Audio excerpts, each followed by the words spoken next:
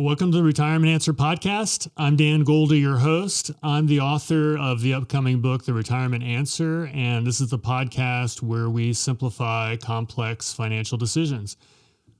In this episode, we're going to go through a Wall Street Journal article and a couple of other articles that were tangential to the Wall Street Journal one.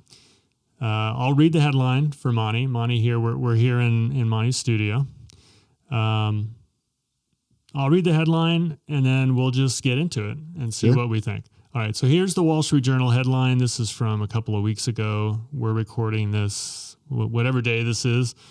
June 1st. June 1st, yep. So a couple of weeks ago, this came out in the Wall Street Journal. And so let's cover it. It's in the economy section of the journal.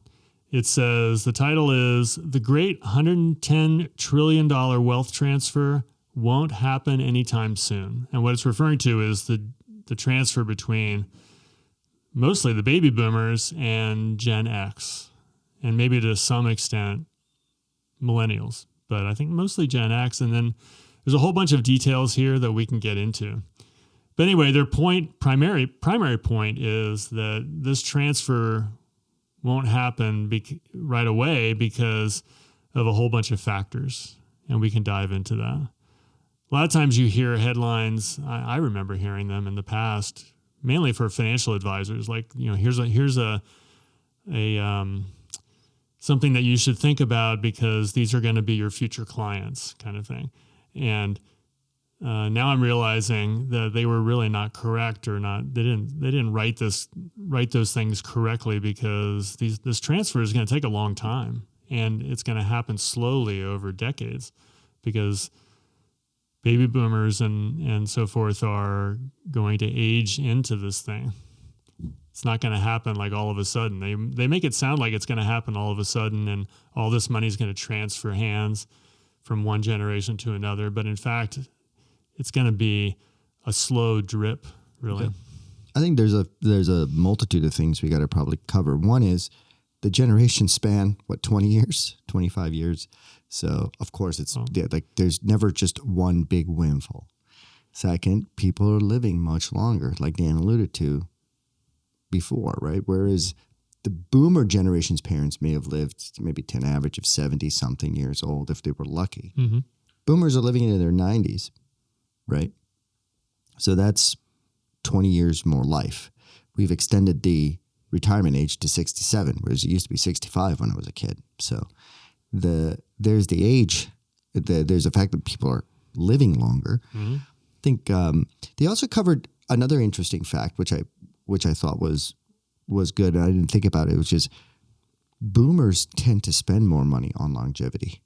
And right. Not only to have more money, but they're spending more money on longevity and the kind of drugs and the elective treatments that you would want to keep you healthy, and gym memberships, surgeries, whatever, drugs of all kinds, whatever. Medical advances, keeping people alive longer, even when they're unhealthy. Right. And then there's the sort of something parenthetical to this, which the article brought up, which we can talk about, is that there's this sense of wealth inequality, which is really real for people. There's this sense that the boomers had a whole lot of opportunity, mm-hmm. To really build wealth. The Xers had less, and the millennials have almost nothing. So there's this sense of millennials being left out in the fray. No ability to purchase a home, no ability for upward mobility, at least not in the way that the Xers and the boomers experienced it. It was like the boomers experienced it massively, the Xers to a lesser extent, and the millennials to a far lesser extent. And I think living here in the West Coast, living here in Silicon Valley, distorts that view quite a bit, because you see a lot of very successful millennials, you see a lot of very successful Gen Xers, none of which are dependent on their parents' boomer inheritance, many of whom are immigrants to this country and so can't even rely many of them who are immigrants to this country coming from third world countries, which means that money doesn't even translate from there. And a lot of times the parents don't have the assets to bequeath them anyway.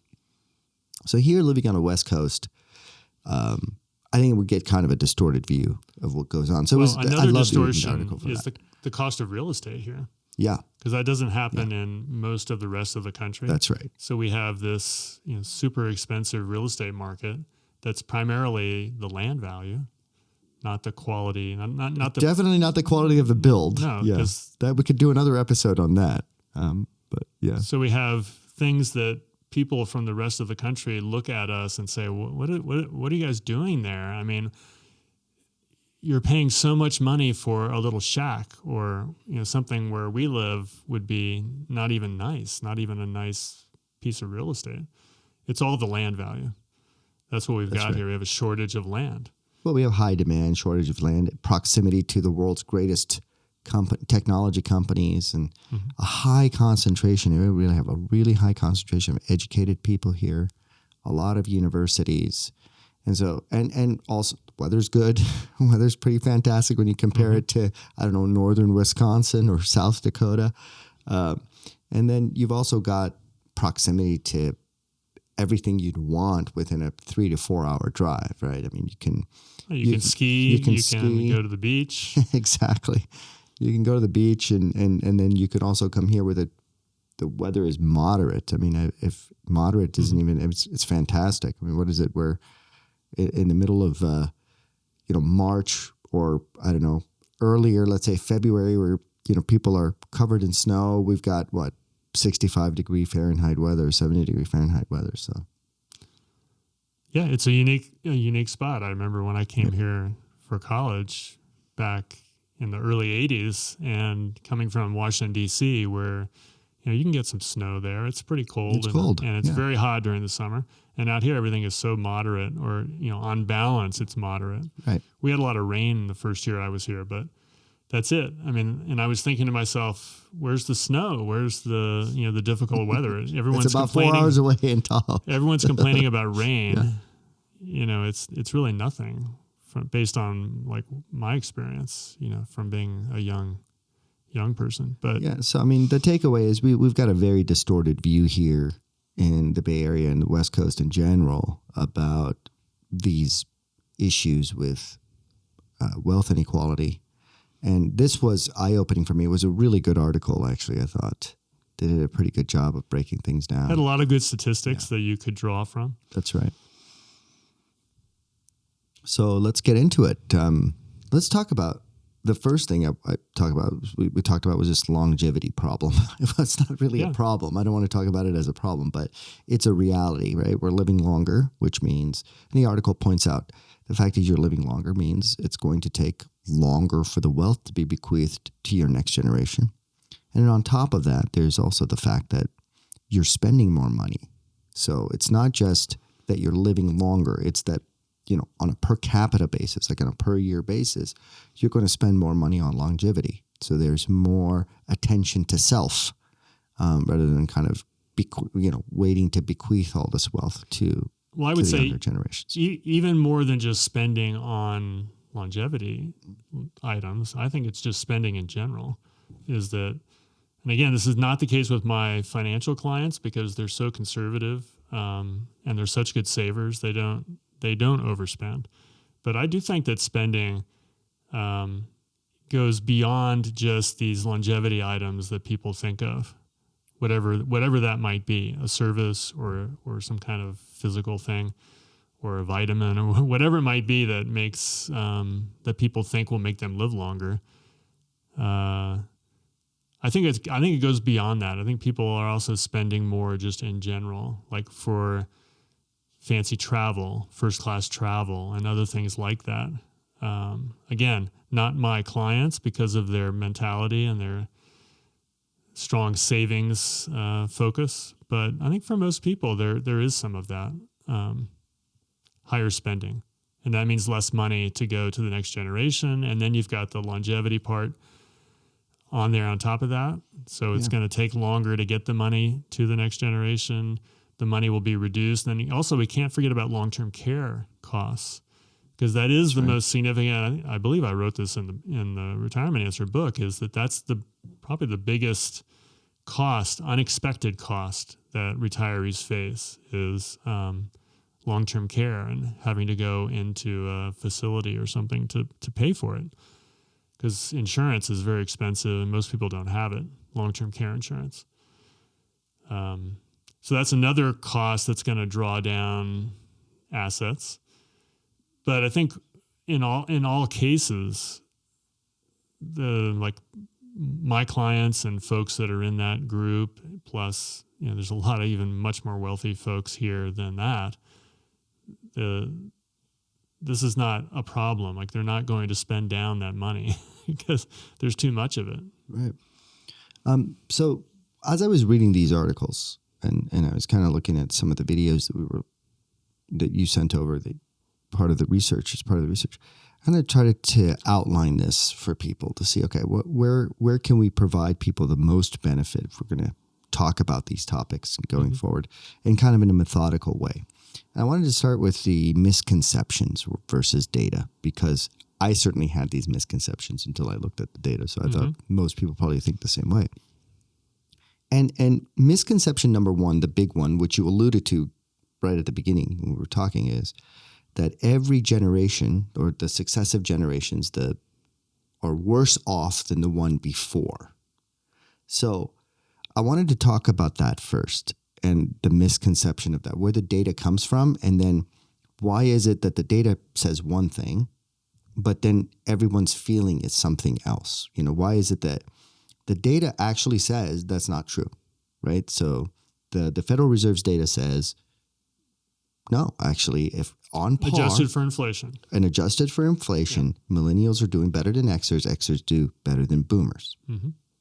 Yet we don't feel that across the country. We clearly don't.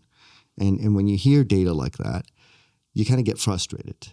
You're like, how can they point to data like that? And how can they say that when clearly, when we look at the financial situation for people, especially in the Midwest and in the South of this country, that doesn't seem to be true. And do you want to give them the answer to that? You tell me. Okay. Well, I'm not sure I know. Well, the answer to that is, if you look at the data, it's looking at averages. Okay. And the problem with looking at averages, is most of the engineers in the Valley will tell you, is that they skew data, right? So if I have $50 million to my name and Dan has, I don't know, $1 million, and we add those together, that's 51 million. We divide by 2. That's a substantial amount of wealth.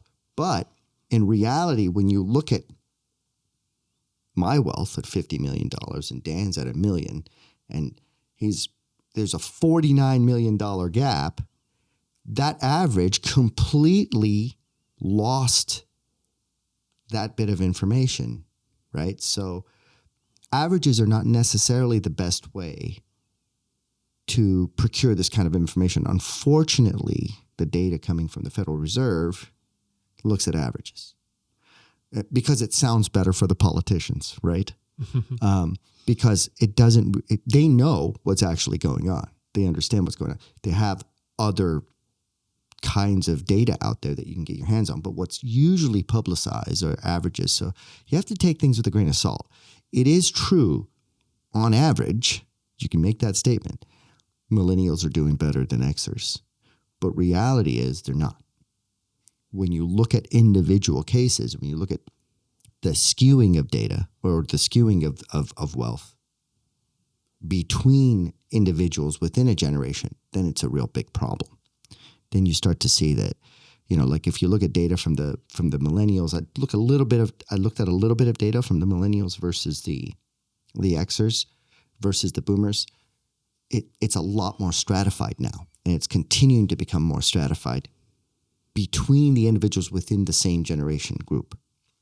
And that is the problem, I think. So that will explain to you why the Federal Reserve will say generationally things look okay for the millennials, but you don't feel it. You don't see it. It's not reported in the news because the individual cases are not good. The wealth inequality between individuals within a group have gotten skewed. And so that seems to me that's the big factor. Yeah.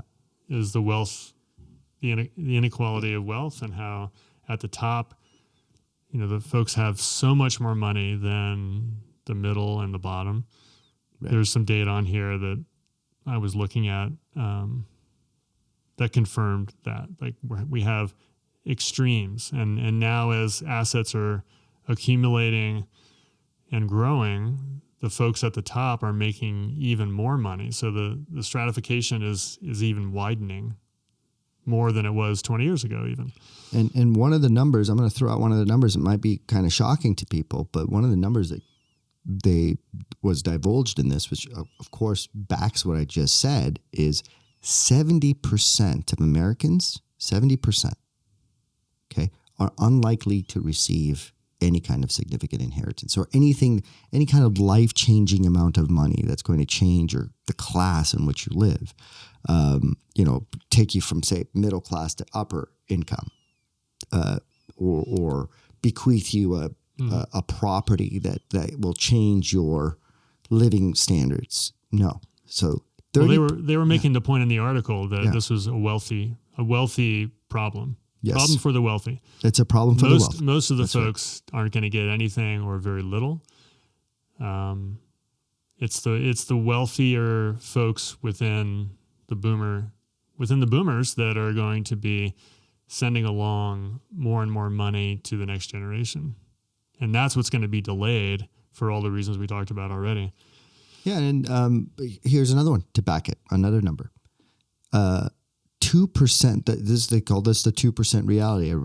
So roughly 62% of the total transfer value. So that's $62 trillion. If you're keeping track with what Dan started out talking about, which is 110 trillion, right? Will come from the top 2% of households. So get that. 62% of the wealth that's going to be transferred is going to be transferred by the top 2% of households. That is a huge, huge difference. So 98% of households that are transferring wealth fall below that 62% number. That's crazy. To me, that's a huge variance in terms of the wealth gap, right? And I don't think that was as extreme 20 years ago. No, it's gotten more so. It's gotten more so. I mean, so they threw out some numbers again that I kind of took down because I think numbers are impactful when we talk about them. They're sort of impactful and they'll still stay with you. I mean, you may not remember the exact numbers we're quoting here, but the impact of the numbers will give you will reinforce the summary of what we're trying to get across. So in 1989, the top 20% had 2.6 times the net worth of the bottom 60. Okay, so let's dissect that for a second. In 1989, a year I remember very well, right? I was like, about 11 years old at the time. The top 20%, so the top 20% of the country, had 2.6 times the net worth of the bottom 60. Okay. Today, that gap is 4.9 times, not 2.6 times. It's 4.9 times. So basically doubled. Right. Okay. So that means the top 20% of this country has 5 times the wealth, 5 times. Okay. That's 500% more than the bottom 60%. Did you get these figures from the Wall Street Journal article? I kind of combined them all. I got some from the Wall Street Journal article. There were some in the videos, and there were some in the other articles. Totally forgot the source of the other couple. I think most of the numbers though come from the Wall Street Journal. Well, then it also said the amount of money that can be bequeathed, I guess, from the baby boomers was 256% of adjusted gross income. Sorry, as gross domestic product. Mm-hmm. So 256% of gross domestic product, in 1997, but now 20 years later, 24 years later, that's up to 424%. It's because of all the appreciation of real estate That's and right. businesses That's and right. stocks. And by the way, that's adjusted for inflation. So if you're thinking that's an inflationary number, it's not. It's comparing the numbers year 97 to year 2024 adjusted for inflation. 2021. Or from 2021, 97 sorry. to 2021. Yeah. Okay. I'm sure it's worse by 2024. 2024, yeah. But it just keeps getting more and more stratified. That stratification is I think that's the big takeaway from all of this, which was... And everyone feels it. Everyone feels it. You know it. I mean, you know it down in your soul. You kind of know it, right? But trying to articulate it is difficult because the numbers that are usually released to the public without you, I mean, it's not like they're hiding them. You can go find them, but without you actually going after it are usually averages, which very much skew things. There's this other misconception, I think, which Dan alluded to again at the beginning of this podcast, which is that there's going to be some kind of like windfall, right? And the reality is it's not. It's going to be a trickle-down effect. Mm-hmm. And for the most part, if you read what the articles are saying and just using common sense, most of that windfall is going to go to the Xers. It's not going to go to the millennials. Well, it's going to go to the spouses first. Right. And then to the Xers. Right. That was a point that some of the articles made specifically because everyone with wealth, which is what we're talking about here, mm-hmm. because people without wealth are not affected by this. So the folks that have wealth are typically going to name their spouse as the primary beneficiary of all this money. So the spouses will get it, and it's going to be mostly women. I think I saw a figure where 50-some trillion was going to pass, 40 trillion of which women tend to age longer than men. So because they live longer. They live longer. So they may have 10 or 15 extra years there where they inherit the majority of the money, and then they'll pass that on to Gen Xers after that. So there's a lot of little details of the information. Right. And one of the things they didn't cover was, and this is going to be true, this is reality, it's coming, and it's going to be for boomers and Xers and millennials, which is AI, right? The AI boom is going to lead to a complete paradigm shift, I think, in healthcare. Things are going to change in healthcare. Costs are going to come down for sure, but when costs come down and things become commoditized, i.e., these longevity treatments, weight loss drugs, the ability to combat diabetes, the idea that we're going to take nutrition seriously over time is going to lead to longer lifespans for everybody.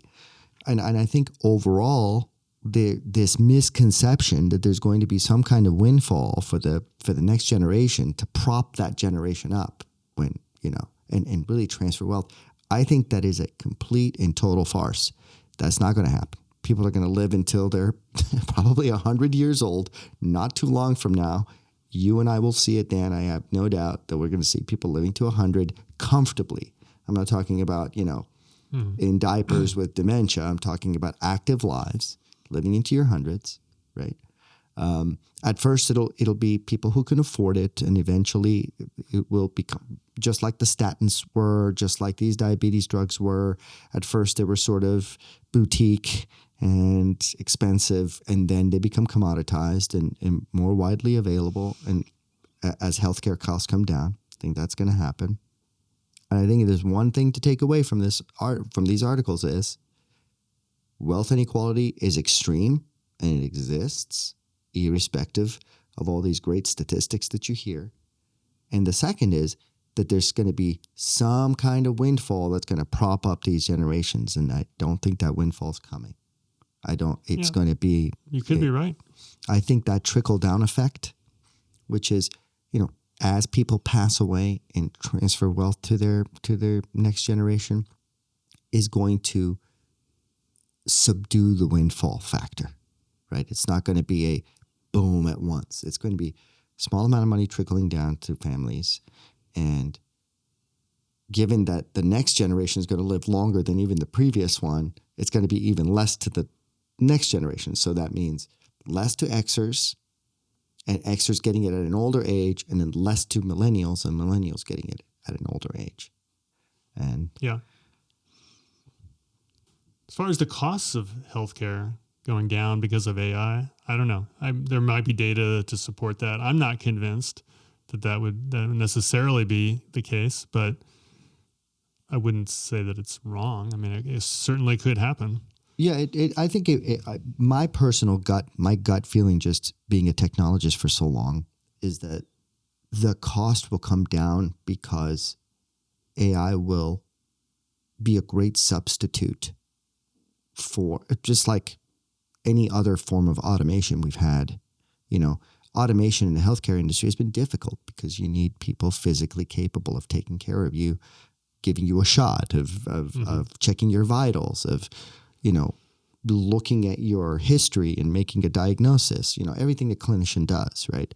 But I think as time proceeds, and as, you know, insurance companies in particular, you know, liability companies and so forth, become comfortable with the outcomes that are provided by AI in clinical settings, that you will see that AI is going to start to slowly creep into the medical industry, and more be trusted for things like, you know, I mean, imagine, I'll give you, imagine a world where healthcare is commoditized to the point where, hey, you know, Dan's not feeling good, you've got a cold or whatever. You're not going to walk into your local emergency room or your local acute care place. Or if you do, rather than a doctor seeing you, you're going to walk into a booth that's going to scan you from head to toe, right? A whole lot of new tech available there. And they've already been working on stuff like this. If you guys want, go online, check it out. It's really expensive right now. It is not built out to be kind of an industrial scale thing, but it's coming, right? And it provides you a diagnosis. Hey, you have strep throat. Here's your prescription. You know, based on your history that we can see across the multitude of places you've gone, you're not allergic to this particular antibiotic. So there you go, right? And walk out. And, you know, what did it cost you going to the emergency room to get that before? Or what insurance? It was what $5,000 to hit your, was they charge you $300 a pill, right? Or $800 to take your blood pressure. And now you walked into Walmart and got it done for $25 or $30. Yeah. So I think that will happen. Of course, it's going to take time. It's not going to happen overnight, but I think that will happen. And that has a direct impact. I think that's going to have a direct impact to longevity as healthcare becomes commoditized like that. Now, if that happens, what's going to happen to all of the healthcare workers and all their jobs that are based on these high ticket costs? That's going to come down. What you're going to lose their jobs. They're going to. I don't know if it's have their salaries cut. I mean, my personal feeling, again, this is a gut feeling just that I have based on what I can see in the tech industry happening to the tech industry right now, and what I would extrapolate will happen eventually to all the other industries that AI is going to impact. It's impacting my industry faster than any other because we built it, right? It's not that it's going to cause mass layoffs right away. I think what it's going to do is it's going to keep people from getting hired in those industries. So what you're going to see is a shrinking for the need for the bodies in those industries, right? I think what you're probably going to see in the healthcare industry is you're going to see now there is some data out there that opposes this view that I just said. For a radiologist, for example, everybody was thinking in 2000. So the guy who invented AI, what was his name? God, I forget his name. He didn't invent AI. Yeah, but this thing about radiologists, they got completely wrong. They were saying all the radiologists are we don't need them anymore. They're going to be. And I forgot. What was his name? God, I for some reason I can't forgetting his name. He didn't invent AI, but he was one of the inventors of the neural networks that drive AI today. He got it completely wrong. Hinton, right? Jeffrey Hinton, is that it? I can't remember. Anyway, he got it wrong. Yeah. However, I would preface it with this: he didn't get it wrong. He got it wrong as of today, right? what he may have gotten wrong is a time scale. I think inevitably, again, the reason why he got it wrong is because radiology has become commoditized. It's become cheaper to get the imaging done. And so more and more people are relying on the imaging. So I've heard about that, yes. So that a lot of people are hypothesizing that is the underlying premise of what is happening. If you guys want to go take a look at a really good lecture online about this, you can go look at, I think it's Professor Chad Jones out of Stanford. He's doing like the best, that guy's doing the best research on this stuff. And he's got some really great lectures online. Go check him out. If I remember his name correctly, I believe it's Chad Jones. So go check that out. But my gut feel after listening to him and after reading a bunch of stuff is eventually this stuff will become commoditized. And the way it's affecting the software industry is it's not like there's mass layoffs. Yeah, Amazon has laid off some people. Other companies have laid off some folks. I don't think that's necessarily it's causal with AI. I think it was probably part of the hiring boom that occurred during COVID and all that. I think it's more that there's going to be a shrinking over time for the need for the positions, right? So you're going to need less physicians because one physician can handle a whole lot more cases. You're going to probably, as you have advanced robotics and things hit the industry, probably have a less need for nurses or LVNs, right? Because they're going to be augmented with, automation as it becomes cheaper and cheaper. I don't think it's going to happen overnight, but I can see it happening within our lifetimes. Oh, over that long length of time. Yeah. And then what about demand going up? People want to see the doctor more, or like you said about the radiologist, they're getting more scans done. Right. That part of that could happen also. That part of it could actually happen. And so what you could see is that the demand, the aggregate demand replaces the lack of need for supply, in other words, right? So the curve shifts completely, right? The demand curve completely shifts. And so there's a different equilibrium between supply and demand. That would be a great scenario. That would be a fantastic scenario because that's a scenario where everyone gets better health outcomes. It's commoditized, and so you have a higher demand, and people aren't losing their jobs or their careers along the way. So it definitely could be the case. Well, and getting back now to this, the article that we talked about or that we read together, here's something that I thought of. This is not in the article, but I think a lot of people, I think that these artificial cutoff points for the different generations, for example, I am supposedly, because I was born in 1963, all of my classmates in high school and elementary school and so forth were born in 64. I just happened to be a little bit early. Right at the cutoff. And so if I were considered a 1964 baby, which I consider myself to be, that's going to make me a baby boomer because that's the last year of the boomers. But I feel like... You're really an Xer, though. I don't feel anything like a boomer. Yeah. Like if you look at the typical characteristics of what a boomer is like, yeah, and how they grew up. They grew up in the 60s and all of these things that actually I made some notes on it. And I thought to myself, I can't relate to any of that. I relate to what the Xers have done. These are people that really came of age in the 80s and had a different experience in life. Yeah, I would never consider you a boomer, right? I consider my dad a boomer. I consider my mom a boomer, but definitely not you. Yeah, and I agree. I feel the same way. Yeah. Let's see if I can find this table that I asked AI to put together for me, comparing baby boomers with Gen X's. And virtually uniformly across this table, I felt like I identified much more directly with the Gen X folks. So, for example, like I just mentioned, coming of age in the 80s, not coming of age in the 60s, like baby boomers. Baby boomers tend to be, again, we're just, how do I say this? This is not scientific or anything. It's just Right, what you interpret as being something that's consistent with a boomer. Maybe your dad, maybe you can confirm this with your parents. More comfortable with hierarchy. That's a characteristic of a boomer. That's a classic characteristic of a boomer. Whereas Gen Xers tend to be more skeptical. They don't trust their bosses. They don't trust the government. They don't trust even corporations in general.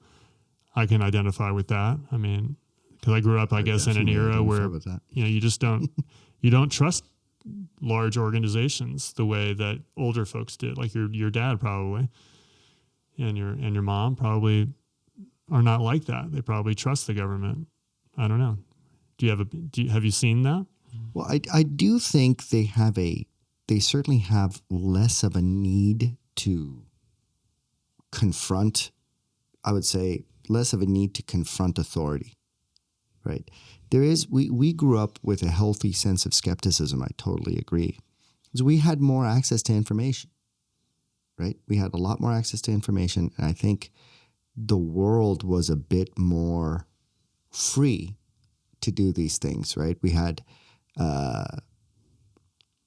we have all these, while we were growing up, all these TV shows, a whole host of things like 2020 or 60 Minutes or, constant. There was an actual industry built around providing you with the evidence you need to be skeptical about powerful corporations, about government institutions and so forth. Whereas prior to that, I didn't really have that luxury, right? Or was it just the demand was there? So I think the demand they were created. These TV shows were created to satisfy what people were interested in. Sure, I think or did it actually shape their interests? Well, it's both, right? I mean, you can't. I mean, it starts with the demand, but then as it grows, you could see that there's a feedback loop. There has to be some kind of feedback loop between the two, right?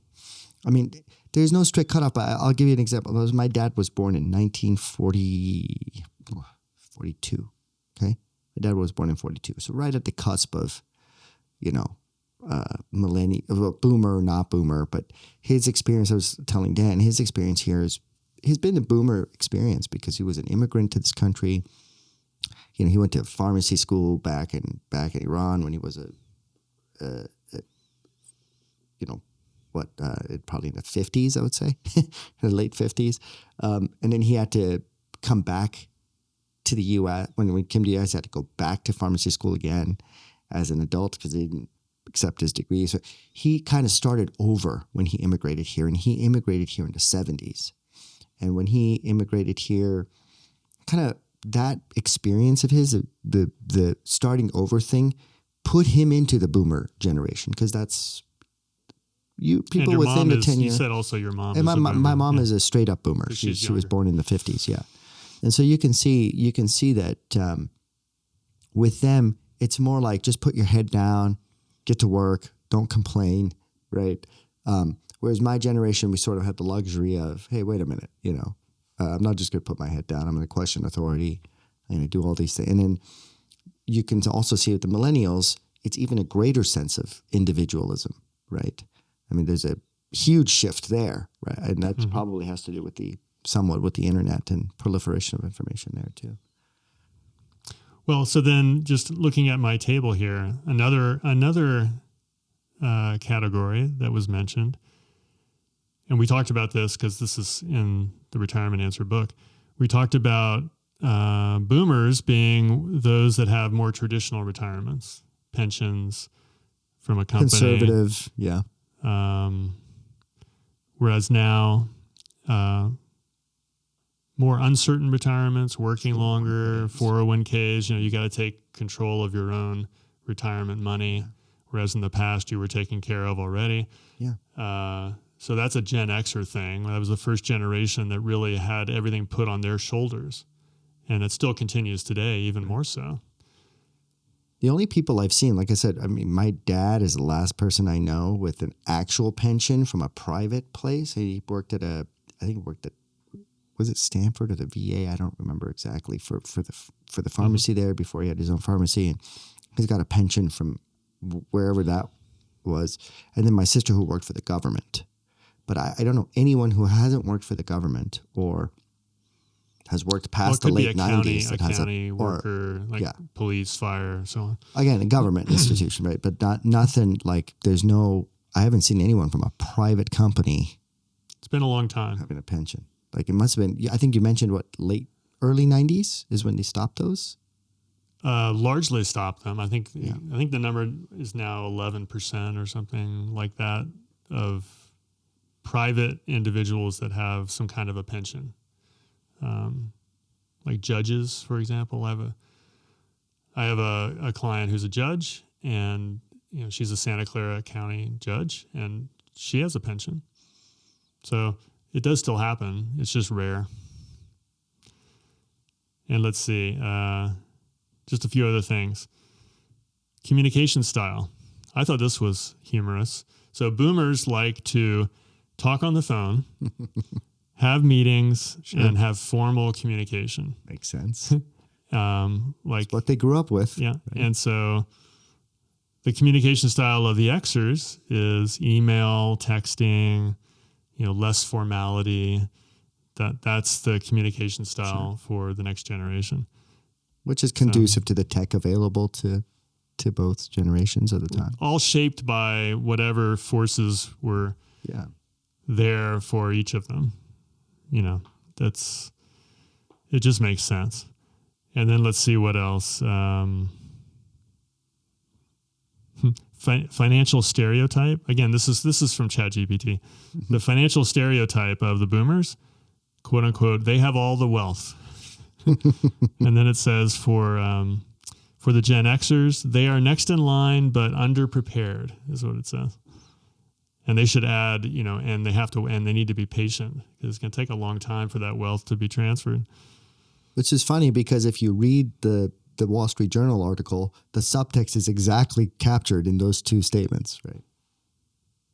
So I wonder what ChatGPT was trained on, but it didn't mention anything about this long time, this dripping of the money coming out over time. And let's see, education, career timing, college and career, expanding the economy. During an expanding economy. Enter the workforce during a recession. That's the Xers. Globalization, corporate downsizing. Yeah, I mean that's another topic that we can talk about, which is what happened, between the boomers and the Xers, right? In terms of just the global expansion, right, of the economy, right? Well, what happened? I mean, if we look... globalization, which is what was just huge. mentioned. Yeah, I mean, that's and that huge. wasn't as big of a deal with the boomers. For the boomers. That's right. We had a lot more manufacturing here locally in the United States. Supply chains were much more in-house in terms of things being supplied within the country. And that's really shifted it really started in, I would say, in the 70s, didn't it? And it really worked its way to us basically producing nothing until recently. I think it's been shifting over many years, and now it's to the point where we just don't have hardly any manufacturing left. It seems like we almost have nothing. I mean, which makes sense. Automobiles, maybe. You can't call it capitalism and then not allocate capital to where places are more conducive to utilizing that capital in a more efficient way, right? Oh, here's another fun part of this table. I think it's funny. Media stereotypes. The boomers. Woodstock, Vietnam, civil rights, the landing on the moon, network television. Mm-hmm. I mean, I vaguely remember these things, but it was so long ago. Yeah. But that seems to be like right in the heart of what boomers remember. And then if you go to the Xers, it's MTV, hip hop, personal computers, cable television. Sure. With 1,000 channels or however many it is. Completely different experiences. So you got, the baby boomers have a completely different growing up experience than the Xers do. Yeah, I mean, the media is completely different, right? I mean, it's kind of like, I think the internet is kind of akin to the invention of the newspaper, right? I mean, it's that important. I think when historians, there hasn't been enough time. It's only been like 30 something years. But I think, 100 years goes by and historians go back and look at the effect of what the internet did. This sort of commoditization, globalization of information proliferation, right? So you no longer, it started with websites and then went from websites to content distribution. I mean, look, we're having a podcast right now. And we're this able would have to, never been possible. we're able Not to that long distribute ago. Yeah, we're able to distribute this like from my little studio at, my ADU to millions of people if they so choose to watch it. Whereas you would have been inhibited from doing that. Like we had what, like one public television station where some crazy guy had a show at 12 o'clock at night or something. Well, the other thing I remember also, it was not on here, but do you remember back, you must remember this, back in the day when television was there, the TV would turn off, like the stations would cut off. Yeah, you would have those midnight. That buzzing sound with the weird colors and you have it looked like a dartboard to me, like a circular dartboard, and then it had I remember that. A buzzing or some kind of noise totally that was really annoying. That never, millennials would never even know what that is. They don't even know what it is. Even the Gen know what Xers. it's like? Do the millennials even know what it's like to grow up? I guess they some of the millennials do, but do you guys even know what it's like to grow up without a cell phone? Do they even know what that's like? Probably not. I didn't have a cell phone until I was like 20 years old. Right? My kids, they cannot live without it. I don't think they could survive without it. In fact, it was like, I think maybe 3 or 4 years ago, I was at the gym. And one of the girls working behind the counters totally reminds me of my daughter. She's this cute little girl working behind the counter. She must have been like maybe 15 or 16 years old. I knew her parents. And so I said hi to her. And she looks so sad. I go, what's going on? She goes, I lost my phone. I'm like, well, the world hasn't fallen apart. She goes, no, I made my dad. She made her poor dad. So I had a conversation with her dad. She made her poor dad that same day. like within 10 minutes, he had to go to the Apple store, grab another phone for her because God forbid, right? Like a day went by. And this was like 4 years ago. I can only imagine now. And then the other weekend, my sister and her kids were at my parents' house. And her youngest is like 2.5. Right? They showed me, my parents took a picture of her with the iPhone in her hand. And I keep telling them not to give it to her. The iPhone in her hand like this, just clicking away. She knows how to start her own little videos, that she watches. She knows how to scroll through photos and use this thing. So it's a completely different world for these people than it was for us. Yeah, the young people, yeah. And I noticed a video, those who are watching YouTube, this was on YouTube. I can't remember the name of the person who was interviewed. It was a Harvard professor who said, we don't want to, none of us want to be bored anymore. He goes, it's very important to be bored. You need to live your life and don't have a screen or any kind of media, no music, nothing, just silence. And spend time doing whatever it is that you're going to do, but don't have something in your ear. You need to be bored. If that makes you bored, that's telling you you've got a problem. You've got an addiction problem, is what he was saying. And so I just noticed myself, and again, this is why I feel like I'm a Gen Xer, is I don't mind. I don't have to have something in my ear all the time. Whereas younger folks, they really do get addicted to whatever stimulation, I guess you would call it, from some kind of media in the ear all the time. So if they're at working or cooking or whatever, they don't want to just be quiet or by themselves. It's an issue. I always tell my kids it's an always on infomercial. It's a never ending infomercial. That's what TikTok and some of the content in Instagram, mostly TikTok, but some of the content Instagram also follows this. It's just like a never ending scroll to the next infomercial. I don't know if you remember. Do you remember this guy, Ron Popeil? I do. I used to love watching his ridiculous. Like he always had some ridiculously stupid invention that someone else was already making, but he was set it and forget it. Wrong. Exactly. It sort of reminds me of that whole gimmick, or sort of like the crazy. You remember those when I certainly you would probably remember. I was a kid at the time. The afternoon talk shows that got so crazy, right? Where people were throwing things like Maury Povich and all this, where people were throwing. Somebody was like had a baby with somebody else's son or somebody else's kid or whatever, and it was always. I pretty much ignored those, but I do remember them. But there was always this contention in those shows. They do the same thing now. They just do it online, and so you just you scroll through. I see my kids doing this all the time, and I warn them against this stupid content. I'm like, there's so much great content you can be consuming online, and yet you gravitate towards the lowest of the low form of entertainment. And you have to assume that the majority of and then you look at the number of people watching these things. It'll tell you 60 million views on some stupid, ridiculous, useless thing that people. It's just how this generation is growing up, and I'm hoping that there's going to be more and more intervention, and that we start to. On a serious note, I think that really needs to stop. Anyway, kids, if you're watching or parents, tell your kids it's okay to be bored. It's good to be bored from time to time. Like you don't want to be overstimulated constantly. So anyway, boy, did we get off topic on this one. Well, what we talked about here was my feeling that I'm not what my birth year says I am. And I think for anyone who's watching, don't feel like you have to be pigeonholed into your.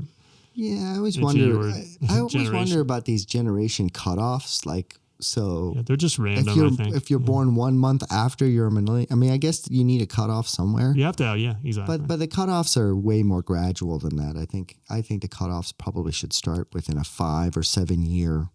I think what the whole point of having generational blocks is to kind of be able to contextualize how people grew up, with what media they grew up, with what technology they grew up, with what standards they grew up, with what culture they grew up. And so you could extrapolate if there are differences, i.e. now what we're talking about, right? Why those differences exist. And, of course, at the extreme edges, there's always going to be, it's going to be muddled. Right. It's always going to be muddled because there's a confluence of factors. Right. So when Dan grew up and, they call him a boomer, but what boomer experience did Dan have at 5 months old? Nothing. Really, Dan would have had to be maybe 8 or 10 years old at that point and have been shaped somewhat by the boomer culture for us to even call him a boomer. Right. So really, I think within a 5 or 7 year, time horizon, you probably don't want to call that individual a boomer. Well, if they would shorten these generations, these years, because boomers, I think, are 18 years from beginning to end. Yeah. If they would do it in 5 or 10 year increments, then you could better categorize and, put people in the proper categories based on how old they actually are relative to everyone else. So you don't have people that are 18 years older than you. Maybe they're just at the most they're 7 years older than you, and then you got another generation that starts and so on. That would make more sense, but I guess that doesn't make for good whatever the data is, whatever they do with the data. And I think what makes it even more difficult is that as time progresses, right, you like you were saying, you may have a greater amount of change within a shorter amount of time span, just because. And that's accelerating, I would think. Right, like you alluded to, which is, might have taken, at the boomer times, it might have taken 20 to 25 years to see that change, and now, with the Xer time, might have taken 15 years, and then millennials 10, and so forth. So, that's a good point. Yeah. Well, so anyway, this was the table that I had it prepared for, and I clearly, as I went through category by category, I just identified with the Xer generation completely. And I thought more of my father or my mother as being a boomer, even though they were probably the generation before, like your father, because they would have been born in the 30s. So they wouldn't have been What was the? boomers. I don't even know what was the generation. The greatest generation. The greatest generation. I can't remember. The greatest generation is either the next one or the one prior to that. I think the silent generation was the earliest one of the table that I saw, and then the greatest generation. It must have been the greatest generation. And then the boomers. Yeah, because they went through the Great Depression, right? They went through the Depression. My parents did, yes. Yeah. Well, they were born right around that time. So they would have been, it affected them greatly. Yeah, I was going to say they must have been shaped by it culturally, for sure. Right. And I can remember when I was getting into the financial services business, the early clients that I had, these would have been clients in the 1990s when I started in 91. The first 5 years or so, there were a lot of these folks that were scarred by the Great Depression. So these were folks that were probably in their 80s at that time. They would have been born in the 30s. Right. This was 1990s, so 70s or 80s. And they were, was greatly shaped by that experience. They had a really hard time investing in stocks at all. And nowadays it's completely changed. But back then, they wanted CDs, nothing else. Which makes sense, given risk. what happened to them, right? The memory of what happened to them or their siblings or parents or whoever were there. I mean, sure, they were viscerally affected by that. Yes. But I will say to everyone watching, this data exists going back to 1926. That's good U.S. data on stock market returns, behavior. And so that goes through the Great Depression and all of the negative returns that were during that period. And still, even when you factor all that in, you still are better off in stocks. So they were scarred in a way that actually hurt them in the long run because they were so afraid to take any risk that they didn't get any return. So a lot of these folks I remember in those early years, they would come to me with basically money market or CD type investments with very low historical returns. Their money did not grow. And so I had to work with them to be okay with diversifying and owning some stocks, trying to get higher returns. And in fact, that is what happened. They got higher returns. Most of them are no longer alive, but during those years of the 90s and the early 2000s, they did better, much better than had they just left the money in CDs because they were afraid. So, I'm just pointing out to everyone watching that, there is data to support, even when you go through that period of the Great Depression, you still have data to support owning stocks. That's where the higher returns are. Even if you have another Great Depression, you'll still, over the long run, have higher returns from owning the stock. Yeah, I mean, that's the key, right? It's the one thing you've taught me and that you've been very consistent about, which is over the long run, buy funds, stay away from playing games, selling and trading. Don't speculate, and you'll do well. So what else is there anything else that we want to share with the viewers? Well, given that we kind of went off topic for a bit, right. It was fun, but we kind of went off topic. Maybe I'll recap for the viewers what we talked about, right? We talked about this $110 trillion bequeathment that's going to happen, or that the $110 trillion the boomers, the combination of mostly boomers are sitting on right now, and the fact that is going to eventually be bequeathed to the Xers, but there are these misconceptions about all of that, right? There's these misconceptions about it being some kind of boom, and that there's not going to be some great wealth transfer. It's probably going to happen slower and more methodical than previous generations because current generations are living longer. And healthcare, we speculated about it, but the reality is healthcare is better today than it was 30 years ago. It's more accessible to people, and people are living longer and spending more money on it as a consequence. There's this misconception that younger people are doing worse than the previous generation. So the millennials are doing worse than the Xers than the boomers. But then there's this conflating data from the government that says no, that's not the case.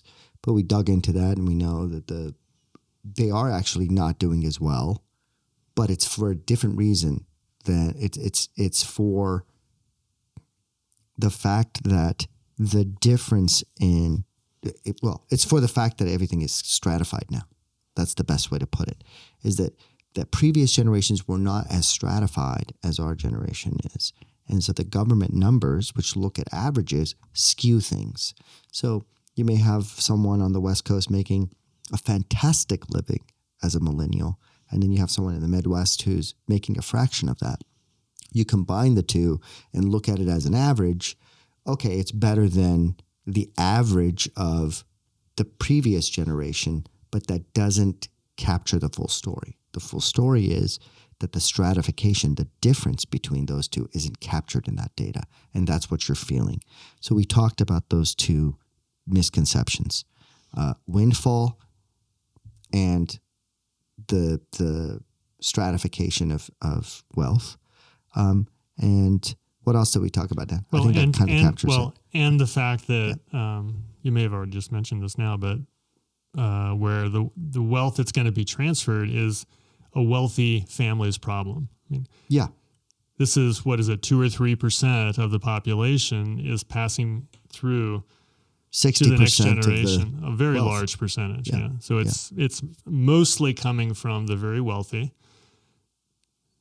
And unfortunately, folks that are in the lower half of the income spectrum probably aren't going to be able to pass anything on to their kids. Right. So if we're going to leave you with a number, I'll leave you with a number.